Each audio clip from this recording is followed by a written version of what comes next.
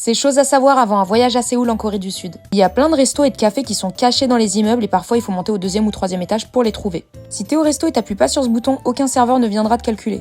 Nous on le savait pas forcément et du coup les serveurs nous regardaient un peu bizarrement parce qu'ils savaient pas ce qu'on faisait. Pareil, les couverts sont cachés dans un tiroir qui est déjà dans la table. Prendre le taxi, c'est pas si cher que ça et ça te fait des fois gagner du temps. Pour prendre le métro, t'as besoin d'une carte que tu vas recharger avec de l'argent. Peut-être que tu le sais déjà ça, mais là-bas les gens font la queue pour rentrer dans le métro.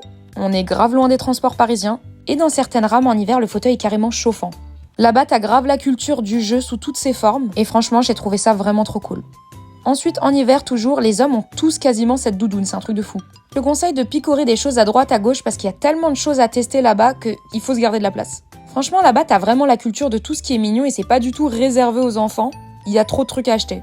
Si t'as regardé Squid Game, tu vas reconnaître. Là-bas, t'as pas mal de vendeurs dans la rue de ces petits biscuits, et là-bas, t'as plein de Coréens qui les achètent. Comme au Japon, c'est hyper difficile de trouver du déo dans les boutiques. Du coup, n'oublie surtout pas ton déo dans ta valise. Ne mise pas tout sur les cartes bleues internationales prévoient du cash.